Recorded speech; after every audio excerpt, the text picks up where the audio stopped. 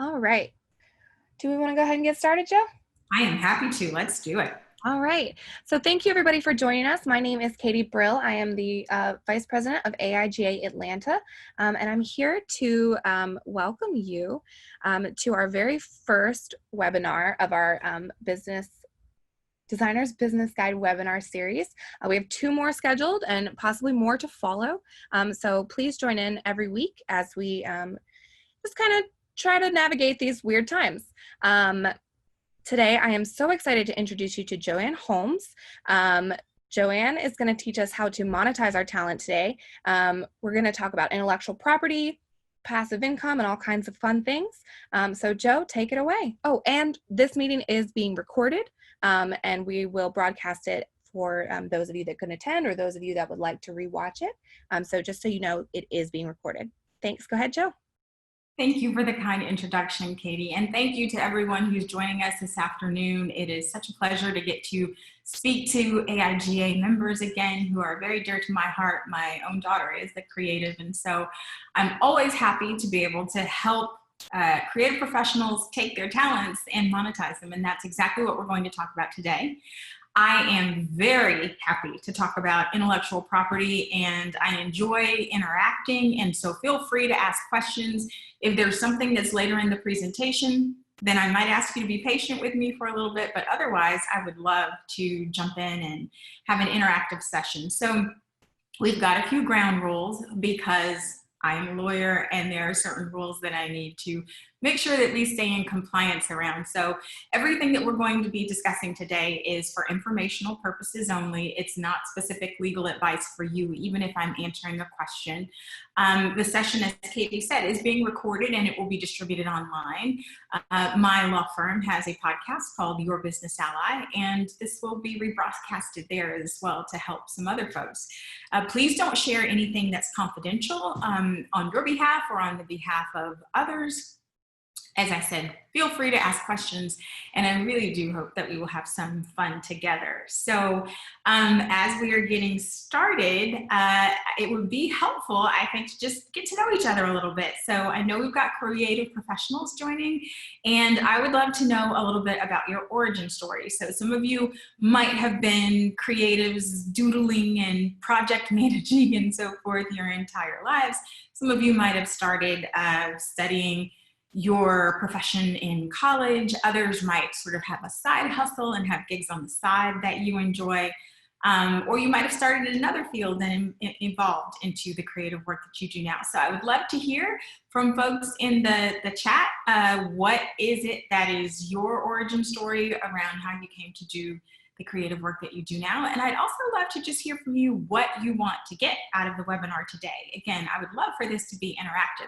And so to the extent that I have more information from you about what you want to learn and how you'd like for us to interact with each other, the better.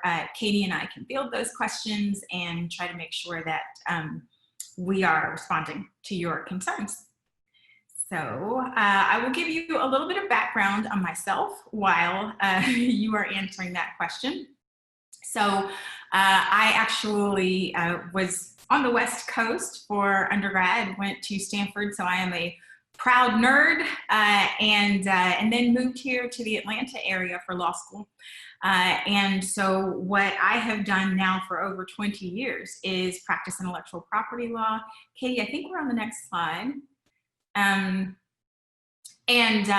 have done that both as an attorney at law firms like I do now with my law firm Holmes at Law, and I've done it in-house. So some of you who work within companies might be in positions where you've got in-house attorneys who help you with things like advertising clearance, brand clearance, social media overviews.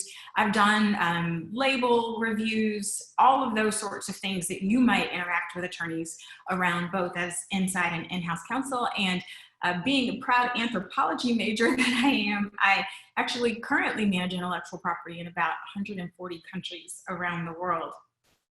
One of the things I want you to know on the next slide with respect to sample negotiations is that I have had the opportunity to both represent and negotiate on behalf of my clients with some of the largest and most respected organizations in the world. All the names you see on the screen, Disney, Microsoft, Chick-fil-A, Home Depot, Target, all of those are organizations that are going to, as you well know, have creative assets. And so I help my clients be able to understand how to license assets to them, how to protect those assets that they're creating, and also make sure that those larger companies are receiving the protections that they would need. And I'm sure that's a little bit of a dance that some of you have experienced as well. So again, feel free to jump in and ask questions if you have any in that regard. So I know we've got the chat opened up and folks can ask questions if they want to. One of the things I'd like to ask again, because I would like for this to be interactive, is, next slide please, Katie. What is your creative superpower? In my house, we are big fans of the Avengers. And so I know that within the umbrella of creative professionals, there are so many different ways that you can present those talents. And that might be around branding, design work, copywriting, marketing, project management, and I'm sure there are a number of others that I've not even mentioned. So I would, again, really appreciate the opportunity to hear from everybody and just get a little bit more context for how it is that you're presenting your talents, or for that matter, good to see we've got brand strategy, graphic, and web design. Excellent. So we've got a diverse group of social impact. Wonderful. We've got a diverse group of folks represented, which again makes me think we're going to have a fun conversation. Everything that you're doing in that regard is intellectual property. So on the next slide, what we're speaking to is me revealing my superpower. Couple back, Katie. Whoa. My superpower is intellectual property. And so I know that just the term intellectual property can be a little bit intimidating sometimes. It doesn't need to be. And in fact, it is my job, and I would say it is the job of any intellectual property attorney who you're working with, to help you feel comfortable with those terms, because we all interact with IP every day. So whether it be trademarks, copyrights, trade secrets, or patents, literally here today, the way that we're convening over the internet is intellectual property facilitated. So we're going to break down some of those components of IP, so we've got a common foundation to work from. And then from there, we're going to jump in and talk about ways that you can monetize them. And I really, again, without hearing anything confidential, would love to hear from everyone who's joined about what your ideas are, because I know that in this very unusual time that we're living in, there are so many opportunities for ideas to come to the fore, and new ways that I hope our conversation today will encourage you to be able to use your creative talents to generate additional revenue. So Jo, we have a few responses. Excellent. Sarah loved to draw since she was a child and studied graphics in college. She wants to learn what she needs to do to sell her digital products online and stay protected. Okay. Jessica is hoping to get into licensing for surface pattern designs and may need info about negotiating with companies and licensing agencies. First steps going into this and how to protect her assets. Okay. Gabby has said she is being intuitive in branding and design. And then we've got brand strategy, graphic and web design, and social impact. Okay, got it. All right, well, I am making notes about those things, and I think we're going to talk about a lot of those, but again, let's be interactive. If, as we're talking through the different types of IP and the ways to monetize them, that triggers something that you want to get into more detail about, please don't hesitate. So I think we're ready for the next slide, because we're going to start talking in a little bit more detail about what is intellectual property. So just like college students all over the world, welcome to your class 101 via Zoom. IP 101 starts with trademarks, and trademarks are an umbrella term. So they're going to include brand names, slogans, and logos. A lot of times, especially if you're creating a new product or a new company, folks are going to be thinking about aligning the brand name with an available domain name. I'm here to tell you, you don't have to sweat that. A lot of times people are focused on trying to find the .com, for example. There's a great website called namemesh.com, where you can go and it'll generate ideas for related domain names if the .com isn't available.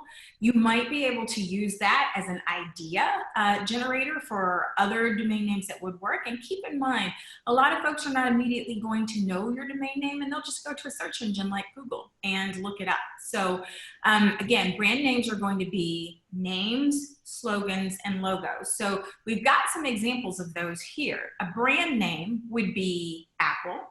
A slogan would be think different, and a logo would be the apple with the bite taken out of it. Another example in that regard is Nike. The name Nike, the swoosh logo, and the words just do it. All of those are trademarks, and they are then under the trademark umbrella, whether that be a brand, a slogan, or a logo. The trade dress is the look and feel of a product. So I know that sounds a little not so concrete, but it's actually the legal term. A trademark is the look and feel of a product. So if we consider the illustration on our screens, we can see that outline and we can see that presentation and pretty quickly know that that's an iPhone. When presentations of a product become sort of iconic, you can think about the Coca-Cola bottle, for example. You don't have to see the words Coca-Cola to know that that bottle is going to align with the Coca-Cola company. And then a trade dress. So a trade dress is a business name. A business name is not always going to be the same as the name that people know a business by. So in this example, Apple Inc., yes, people know Apple Inc. is associated with Apple branded products like an Apple Watch, for example. Sometimes there'll be a business name, but they present themselves as something else. Just be mindful that trademarks and business names, although they can be similar, they're not always the same. So if you're doing business under a certain name, that doesn't necessarily mean that you're going to immediately own that trademark. You want to make sure someone else, for example, doesn't already own it. So that's a little bit of an introduction to trademarks. Now we're going to talk about sort of the relationship of trademarks with rights of publicity and privacy. So without naming the folks who are on our screen, everybody can probably identify that as the Kardashian family. And because they have fame associated with their name, image, likeness, they are able to license those rights as intellectual property. And sometimes celebrities do that through endorsements and sponsorships. We're probably all familiar on social media, for example. You might see a celebrity touting a product. And what really, in order to be in compliance with the Federal Trade Commission, what we should see there is hashtag ad or something else that's letting the public know they're receiving something of value in exchange. Doesn't have to be money, it could be product, for example, but they're receiving something of value in exchange for using their social media channel to let the public know about a given product. One thing to know, and I understand, and this could be frustrating for creative professionals, is that there's a lot that happens on social media that's not necessarily legally compliant. So if we grab an image, be it of a celebrity or be it of just a photograph that someone else has taken, if we don't have permission to use that in the commercial setting that we're using it, and there are some carve-outs for things like educational content, but that really is an assessment that needs to be made carefully by an attorney as to whether something is a fair use. So, for example, people will see things online and they'll say, oh, it's in the public domain because it's online. And that's actually not correct. Just because something is publicly available does not mean it's in the public domain from a legal perspective. Same thing applies. Grabbing a celebrity's image and using it to give people the impression that that celebrity is associated with a product or service could be an infringement of their publicity, or if they're not a celebrity, of their privacy rights. So that's a little bit about that. And next we will talk about copyrights. So again, to go back and recap, we talked about trademarks, which include brands, slogans, and logos. And then we talked a little bit about celebrity rights of publicity and non-celebrity people's rights of privacy. Copyright after trademark is going to be another area of intellectual property that, again, we interact with every single day.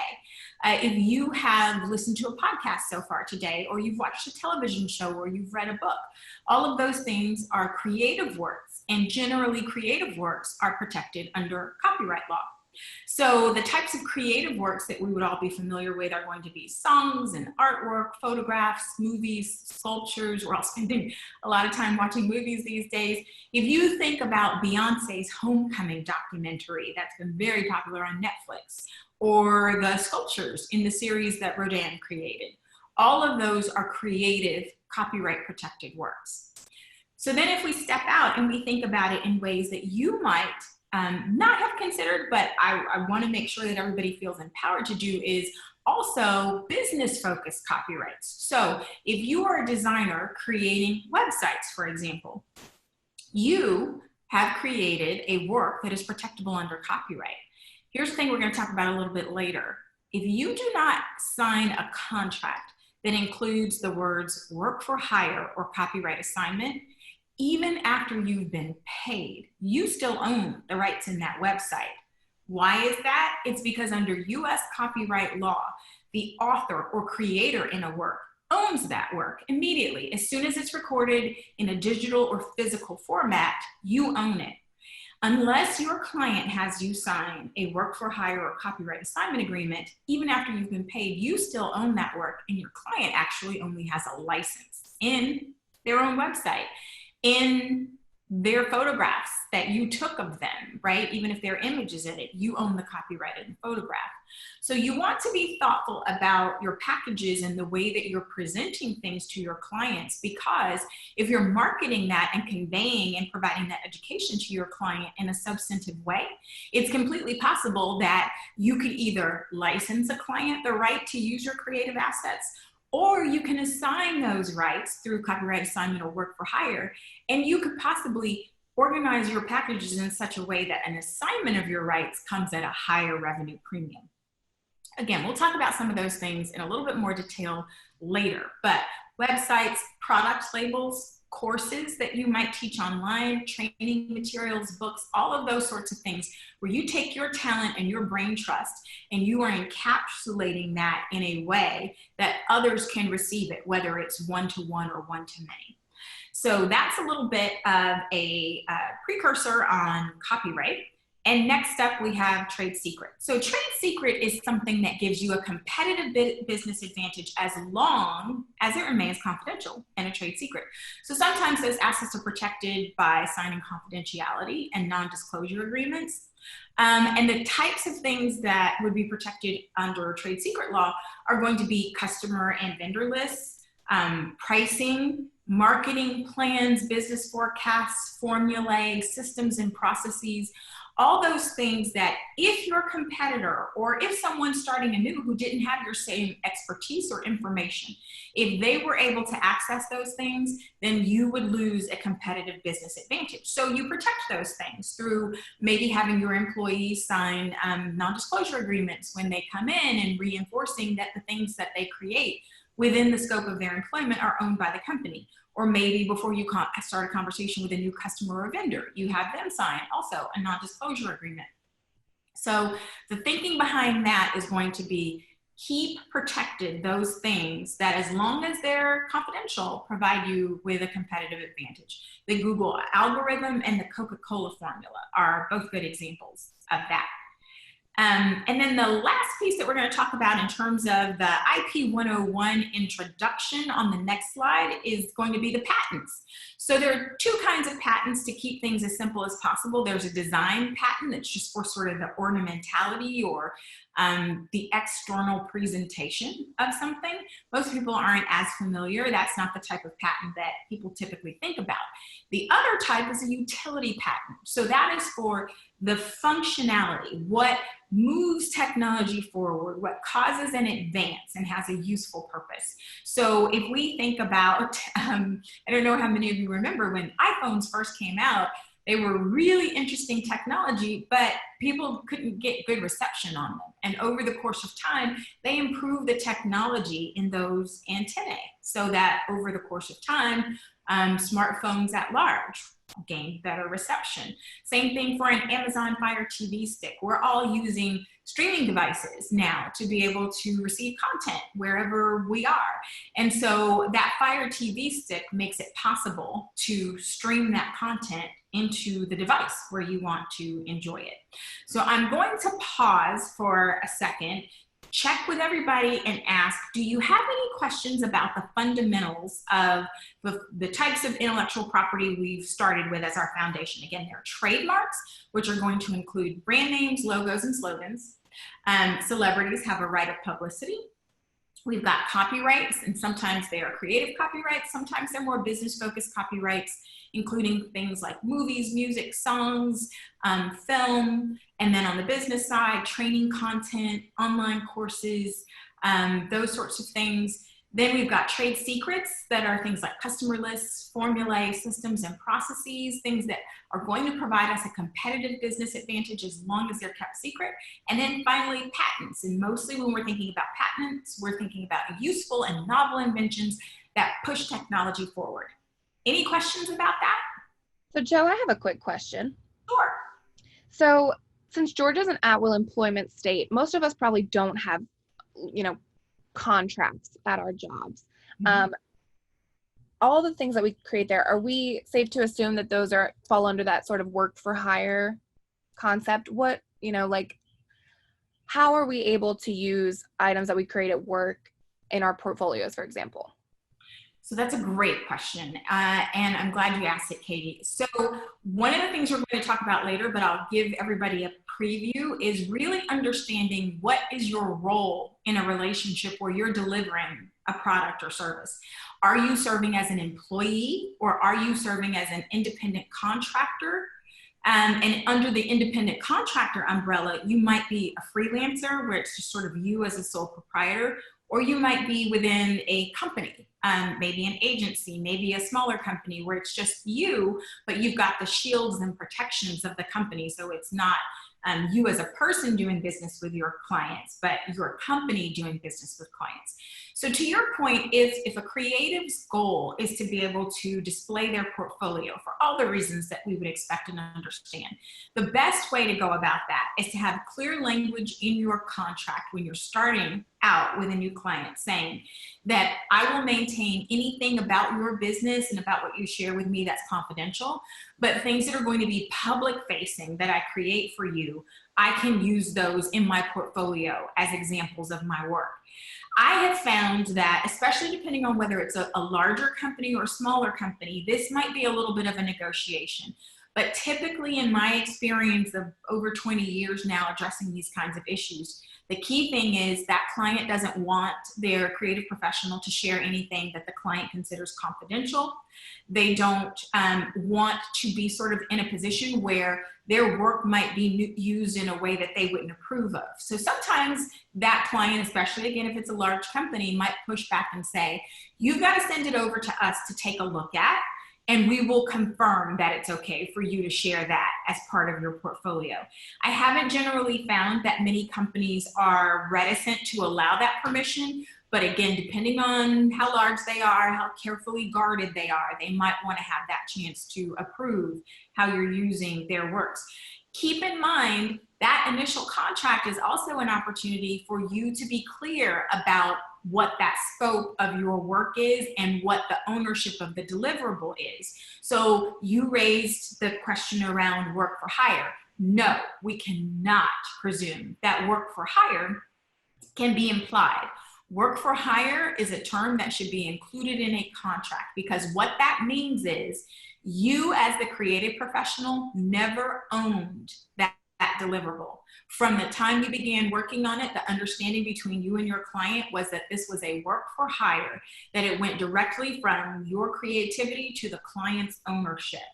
That cannot be presumed. That needs to be reflected in a contract in writing. And frankly, that is a protective measure for the creative professional, because again, you are the author in the work that you create unless you enter a contract saying otherwise. Did that help to answer your question? Yeah, definitely. Thanks, Jo. You are so welcome. So I think if there are no other questions, then I would like to move to the next slide and ask a question of everyone who's attending. And the question I want to ask is, how do you work? I know that can be really different right now as we're all adapting to the new realities of things. But I'd love to know, do we have freelancers? And part of the reason I want to know this is not just out of curiosity, but I want to be thoughtful about giving guidance during our time together today with a mindfulness to how you all work, so I can customize the information that I'm sharing to be able to help you apply it to how you're working. So I see there are folks who are working at smaller firms, which is, we all know, not uncommon for creative professionals. Small firm owner, I love to see that. Congratulations on owning your firm. And then freelance, excellent. So it doesn't look like we have a lot of representation from larger companies. And for nonprofit as well. Excellent. So since we don't have a lot of folks joining today who are working with internally with larger organizations, I'm going to share information that's going to be a little bit more relatable for those who have joined us. Also, those who are working at larger companies are going to likely have in-house attorneys or have relationships with external attorneys at law firms. And if there's a question, please go ahead and get it in our chat, and then Katie can ask me the questions when we've got a chance. So Yep. Next, let's start talking about how to monetize IP. And so we've already begun that conversation a little bit, and I want to give you some real world examples. Oh, actually, there's a question before we move forward. Okay, what is the question?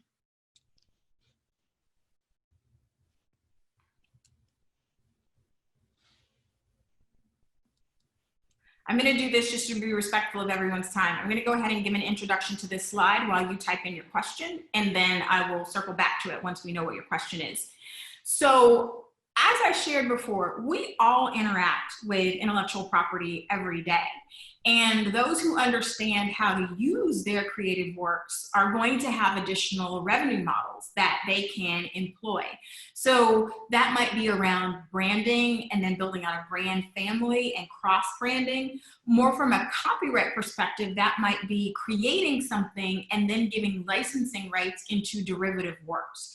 So from a branding perspective, what we see is sort of, and I don't know the age range of the folks on the call, but I remember when there was an actual Oprah Winfrey show, came on at 4 o'clock where I lived, and I loved to watch it. And so that was sort of the first platform where most of us were introduced to Oprah Winfrey, was on that Oprah Winfrey talk show.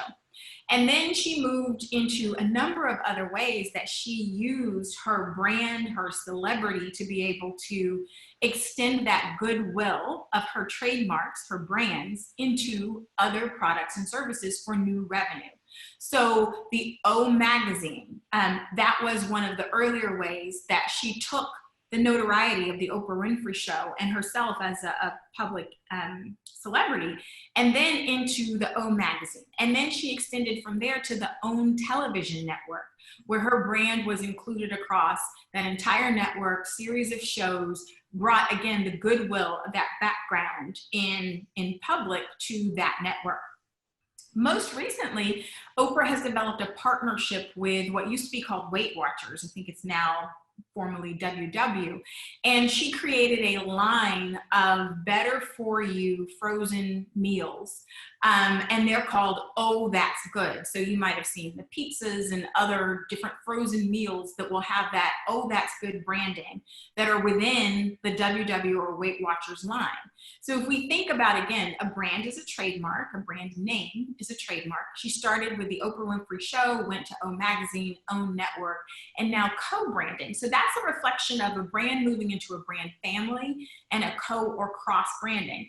Another example in that vein would be Taco Bell has Doritos tacos, right? So you've got the Doritos brand that stands alone for itself, and you've got the Taco Bell brand that stands alone. They cross-branded to come together and bring the audiences who are fans of both of those products, services, and brands together to use the goodwill in both of those brands collectively.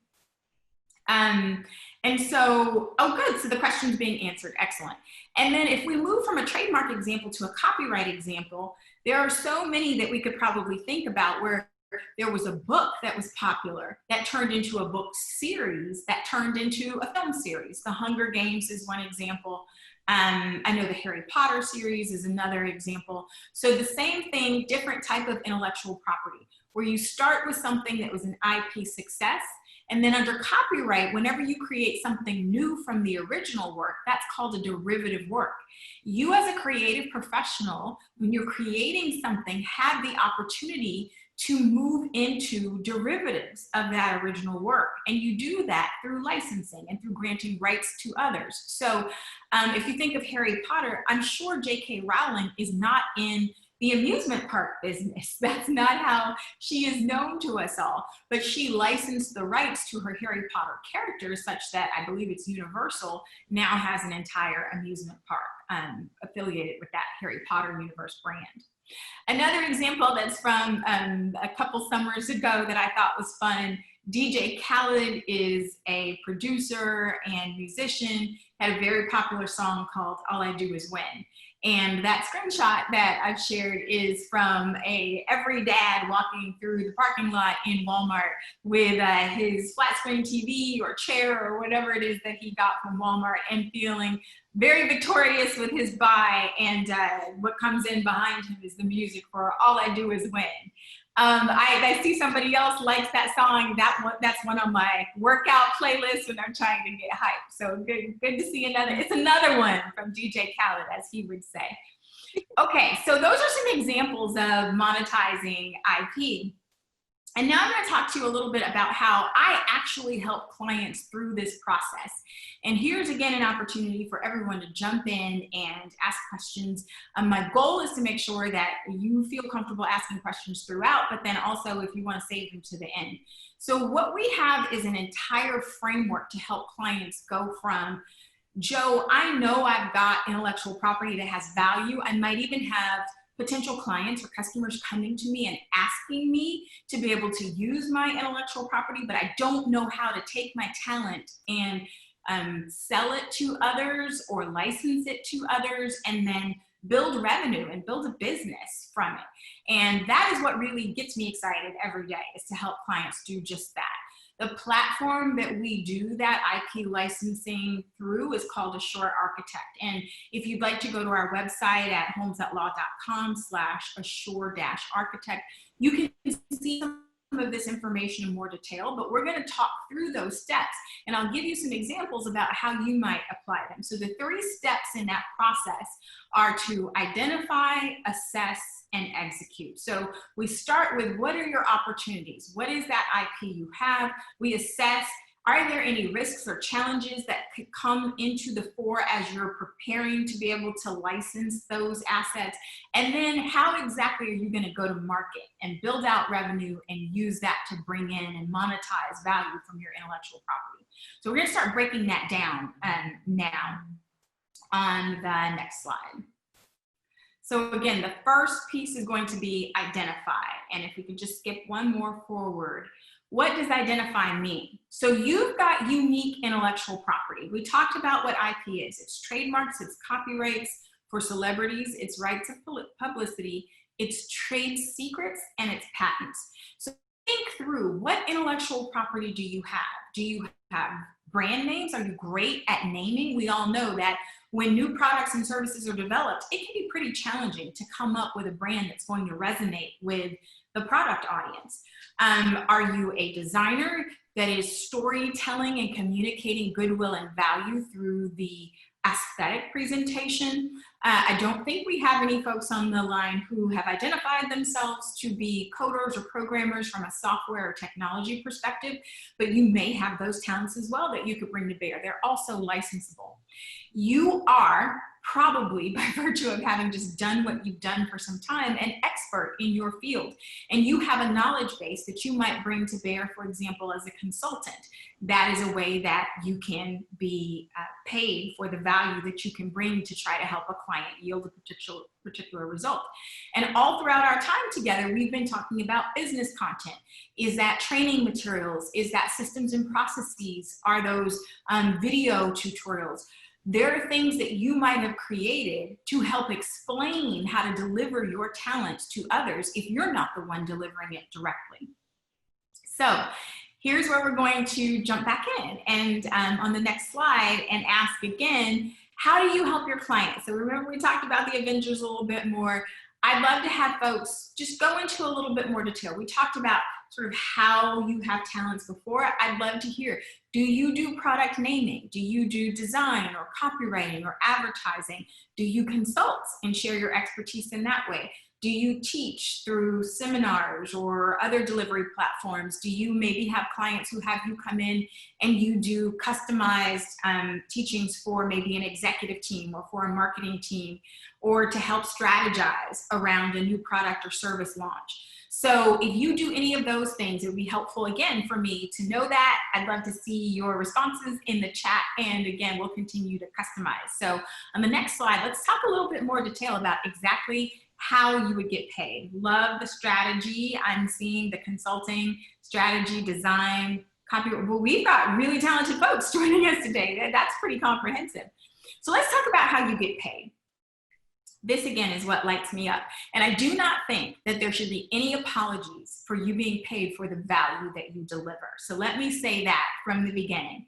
If you are being asked to present your creative talents, it is completely right and appropriate that you should be compensated fairly and appropriately for that talent.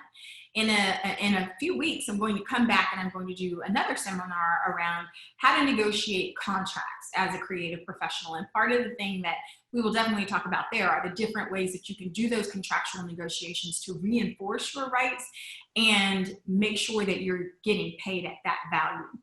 So let's talk a little bit right now in terms of monetizing intellectual property and being paid at your value. I like to talk to my clients about two different levels of your presentation of your creative talents. One is going to be premium, the other one is going to be commodity. So from a premium perspective, there's only one of you. Until we somehow figure out maybe how to clone ourselves, there's only one of you who can go in with your level of experience, expertise, and talent to deliver. So if you are doing consulting, strategy work, teaching, customized deliverables, all of that should be paid at a premium because that requires your unique talents and focused attention. By contrast to that, another way for you to deliver on your talents would be more of a commoditized model. So whereas a premium model is going to be at a premium price point, a commoditized model is going to be at a lower, perhaps more accessible price point. And so that might look like one-to-many delivery versus one-to-one delivery. And by that I mean an online course, a video tutorial, training materials, books. What I love to tell my clients is that if you have a client who is paying you to create something bespoke, to the extent that that work is not confidential to that client, great. Take that, retool it, use it in a different way that you can deliver to many. So if you are going in, for example, to do a customized seminar to teach something to a client and you're being paid at that premium model on that consulting and strategy, well, you're likely to have a deck. Apologies for some outside external noise here, but you're likely to have a presentation deck where you have thought through what are the strategies, what are the tools, what are the questions to be asked, what are the delivery models. If you're doing that in a bespoke way for a particular client, well, most of that information is not necessarily going to be unique and singular to that client. You can and probably already are taking those same assets and using them again and again for different clients. This is one reason you want to be careful not to sign broad scope work for hire agreements that say everything you deliver belongs to your client, because you as a business owner are going to need to, in your business model, reuse those same sort of templates and customize them for additional clients in the future. Be careful not to give away your core assets by signing work for hire contracts. Those oftentimes do not work to your advantage unless you're being paid accordingly at a premium model such that everything you're uniquely designing would be owned by that client. If you are going to create a video, for example, in the times where we're all working more remotely than we would in more normal times, well, if you're creating that video and the content of that teaching is not specific to that client, give that client a license and then keep the ownership and use that same video. You might use it behind a paywall where you, for example, are creating regular content, for example, under a subscription model. so that people are paying you to get to your brain trust, your innovation, your new ideas on an ongoing basis. Excuse me. Or you might just say, I'm going to start to build that up, but in the meantime, I'm going to use snippets of that video on my social media to promote my talent and let folks know why they might want to come and work with me, either again at a premium model or behind a paywall to have a license to be able to access my content. So just be thoughtful as you have a client who's engaged you to create work.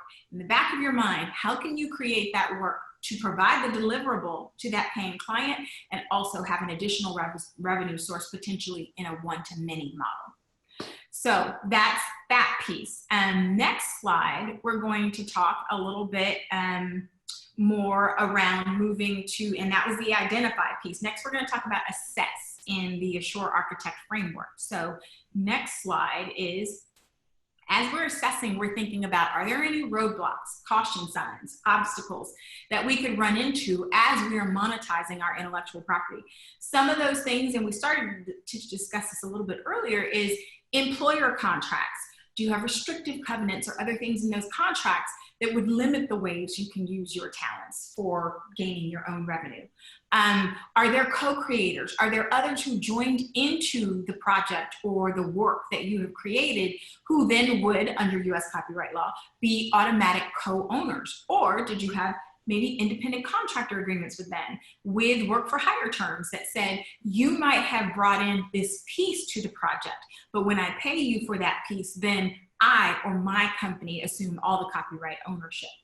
And then there, especially if we're talking about brands, there are pieces related to clearance, and for both brands and copyrights, we want to think about registration and what some of those benefits are. So we're going to move on to the next slide. And we're going to get into some, and I know this is a big question a lot of people have around ownership of creative assets and employment. So if you have questions, feel free to drop them into the chat. So one of the first things you want to think about is, are you an employee or are you an independent contractor? If you are an employee, under best practice, there would have been an employment agreement that you signed when you came in that hopefully was well drafted, wasn't grabbed by someone from off the internet without thinking about the ways they would actually work with their employees. And that employment agreement would say to you with specificity, this is what is owned by the company, and this is what's not owned by the company, and therefore that universe of things not owned by the company, you're free to go and do those things. So that a lot of times will look like language that says, if you create something within the scope of your employment, then the company owns it, right? That's reasonable. If you're being paid using the company's resources, the time that you have agreed to be on the job for your employer, or it is part of your job responsibility, those things understandably would be owned by your employer. But you, let's say your job is to develop website designs, but then in your personal time, you are a wedding photographer.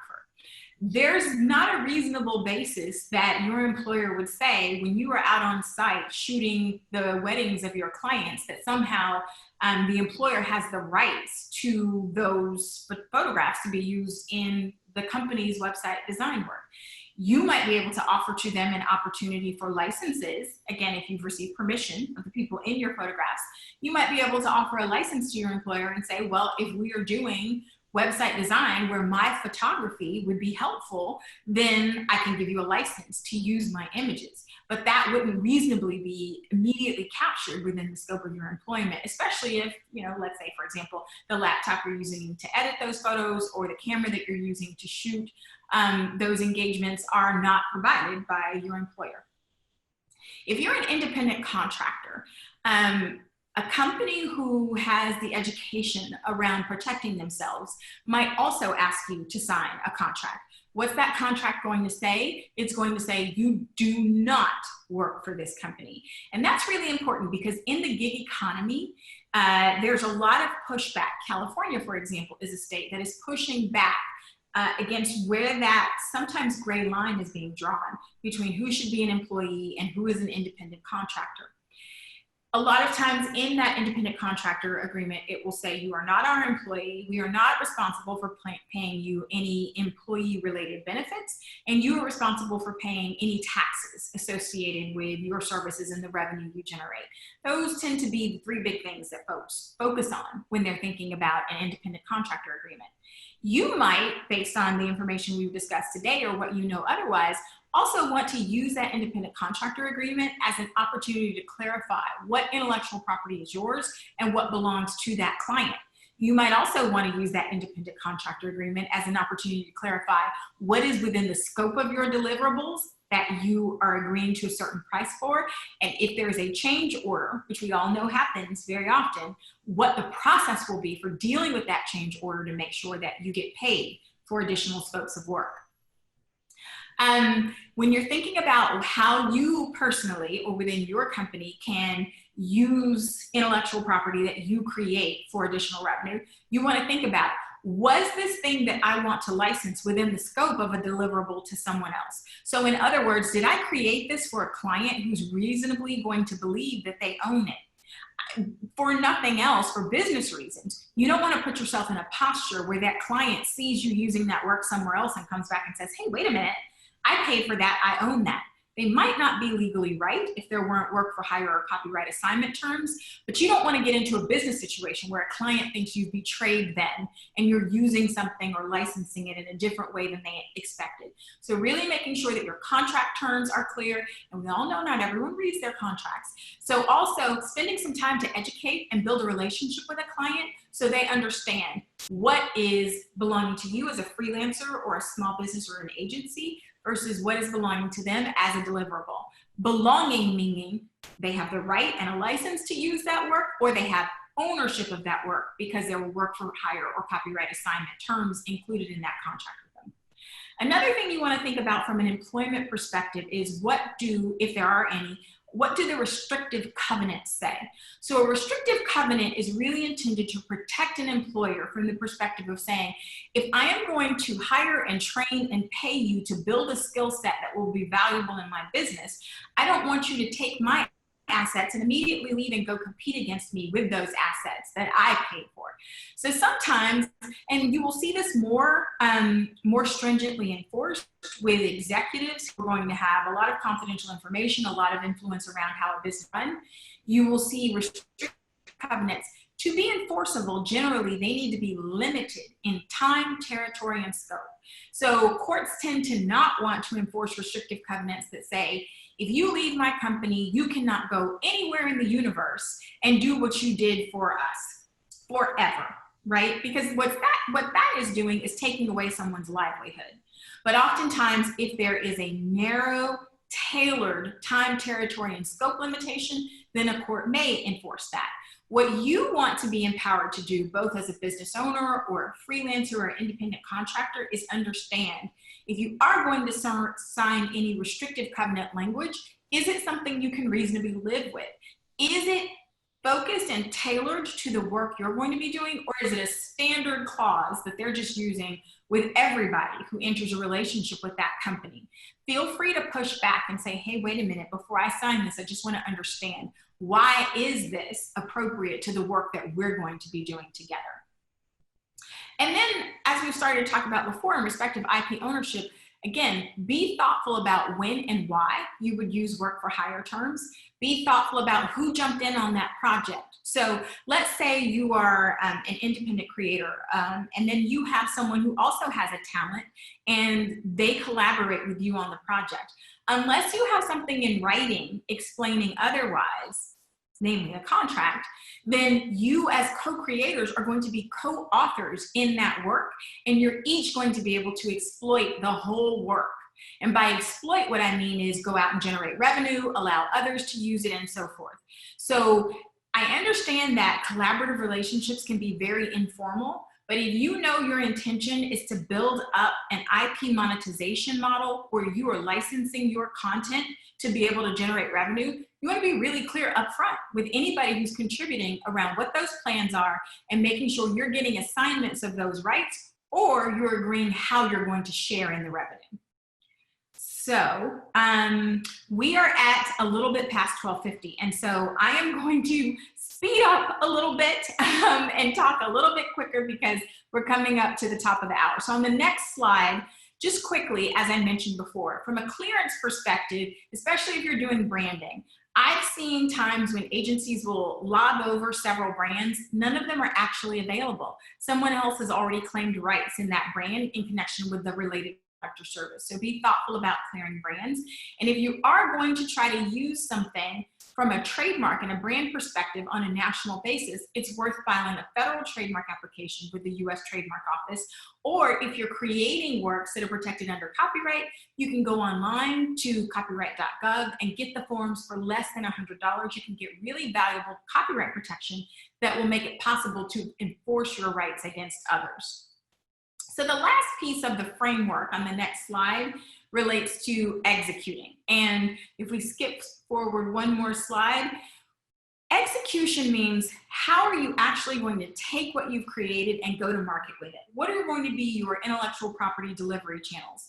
So that might be in an agency or an individual model where you have yourself as your in-house employee or as a freelancer, or you've got independent contractor relationships together with or instead of employee relationships.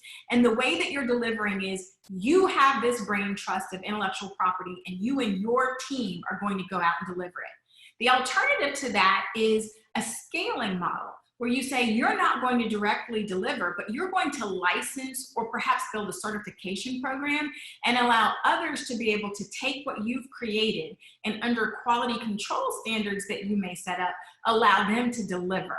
So let's say you've come up with a great system or process for delivering a certain type of content, and you and your team are not going to go out and deliver that information to yield a result in every single client circumstance. What you might do, and an example of this is Zumba. So Zumba came up with a fitness program. Rather than them saying, we're going to go build Zumba studios all over the world, they said, we're going to train other fitness trainers in our Zumba model. We're going to set up some standards for quality control to make sure they're being trained well. And then we're going to give them a license that allows them, independent from the Zumba parent organization, to go out and be able to, under a Zumba certification model, deliver that fitness. So that's an example of, again, your delivery channel being within your organization with employees or independent contractors versus empowering others to use the intellectual property that you created. On the next slide, when you're thinking about what this looks like from a contract, you've already probably got some sort of professional services contracts where you're delivering your creative talent. We have talked a little bit about licensing and allowing others. So let's say a college sports team. College campuses don't necessarily have apparel manufacturing organizations on site, but they would take, for example, a UGA or an Emory or a Georgia State college emblem, logo, name, all of those trademarks, and allow Nike or Adidas to be able to use their brands to be able to make apparel. And then the schools, the colleges are able to earn revenue by licensing to others. Have a certification program, again, scaling one to many, but not necessarily delivered yourself, like the Zumba example, or as I mentioned before, a content subscription. If you are constantly creating content that has value, you can put that behind a paywall and have others pay you as an ongoing cash flow revenue generating model to be able to consistently access your content through a subscription. So the last thing I would say, few more slides actually, but the next one is around how to execute. So you want to make sure you know the market value for your intellectual property, your creative talent, know your costs, be that through employees or independent contractors who are offering components to your IP deliverable. Clarify how to protect your product. Again, things like change orders, having things written down in contracts, having schedules or exhibits to your contracts that say, this is our current deliverable. If that changes, we'll add another work order to it to be clear around what you're delivering and what you're being paid for it.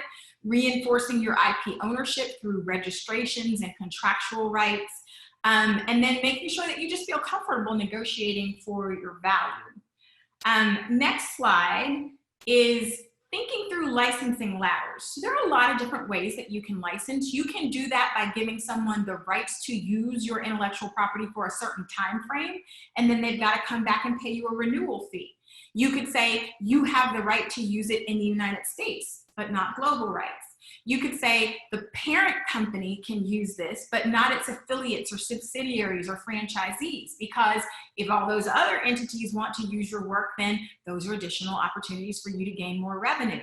You could license your works through delivery channels. So maybe someone has the rights to use your work in print. You see this sometimes with stock photography, for example. There might be a certain license for a number of uses of the image in print versus a different type of license for a digital usage. And also thinking through exclusivity. So does your client have the exclusive right to use your intellectual property, or non-exclusive, such that you can exploit your rights in other ways with other clients? And then finally, our last slide around how we execute is, what is your minimum viable product? You should expect that as you're just getting out there, like with software, you're going to need to iterate, but have a first plan for how you're going to go to market. Thankfully, you're marketing professionals. And so think about how you're going to market, how you're going to sell, how you're going to convey the unique value proposition of your intellectual property.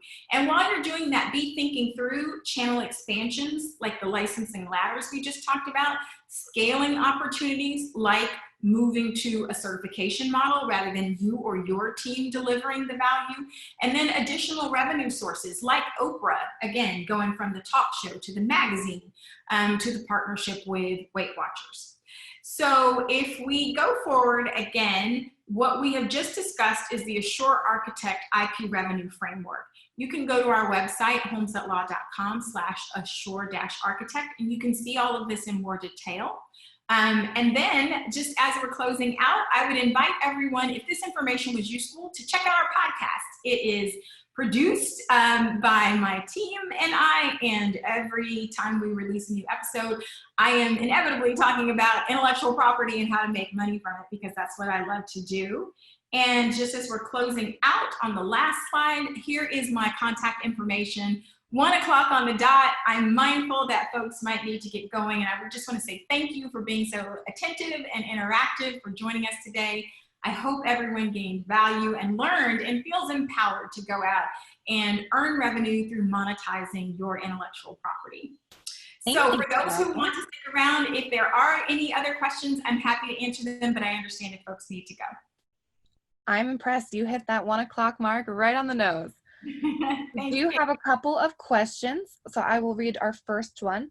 How much does it cost to get a design copyrighted or trademarked, and how long does that process take? Okay, so a design would be protected in most cases, unless it's trade dress. A design would be protected under copyright. So let's say your design is presented from, and thank you everyone for the kind responses. A design is going to be protected under copyright. So let's say you created a, trying to think, let's say you created a website. And we all know how much work goes into creating a website. And we also know that websites are going to be iterated and they're going to change over time. What you might do, especially if you're worried, and unfortunately this is a reality, that sometimes competitors will come in and literally hijack your page and recreate it for themselves, which, you know, that's pretty upsetting, because they've taken your intellectual property, they've taken your work and creativity, and they're trying to steal your customers. So what you could do is take that website as a collective work, and you could file with the Copyright Office, going to copyright.gov.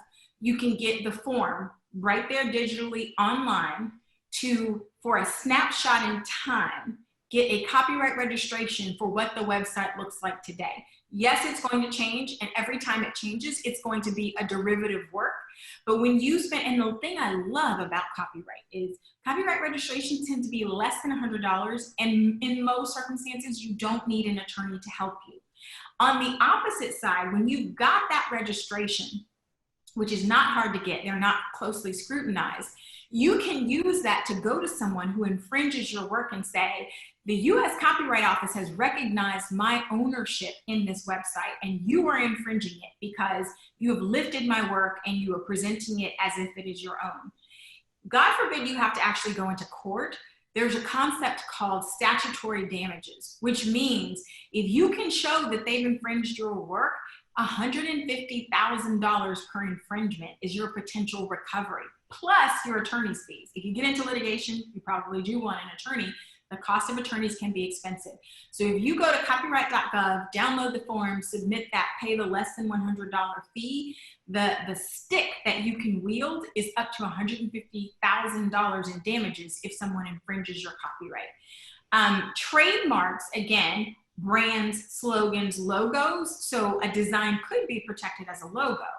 And if you were going to try to protect that logo as a trademark because it's identifying a product or service, that can be done at US Copyright, or excuse me, that's for copyright, US Patent and Trademark Office. Patent and Trademark Offices are together but different divisions.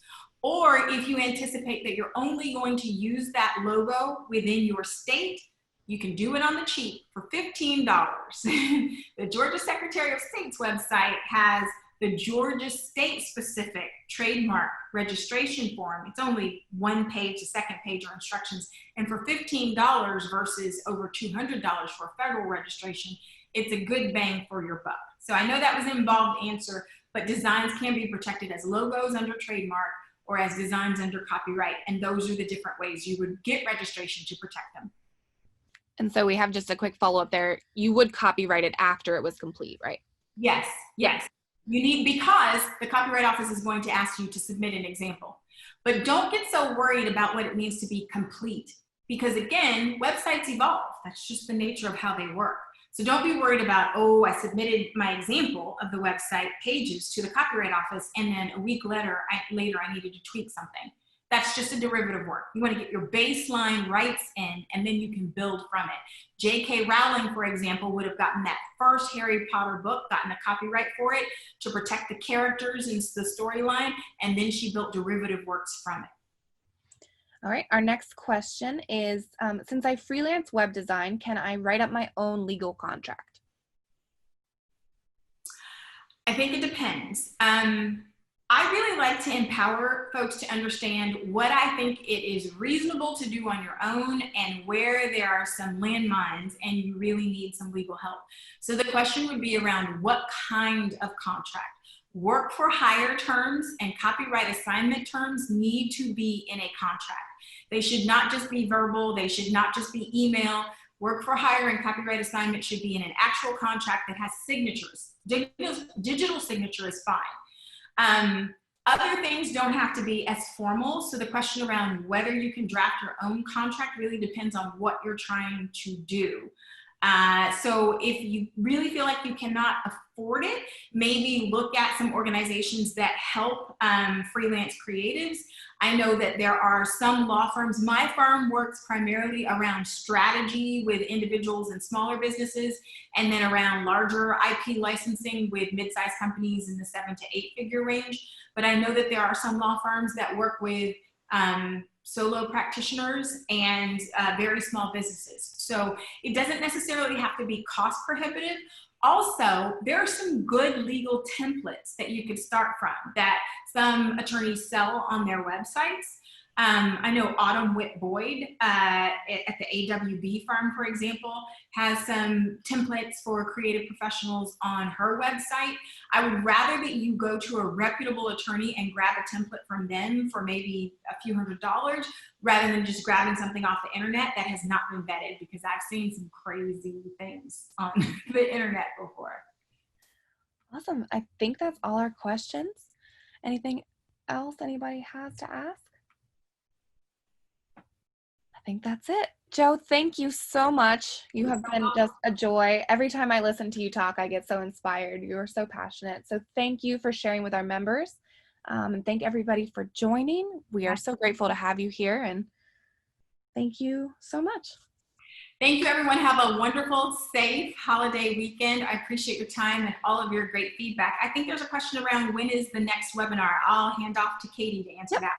Our next webinar will be next Friday, and the event should be up on our website soon. Bye, everyone. Thanks again. Bye. Thanks so much. Bye-bye.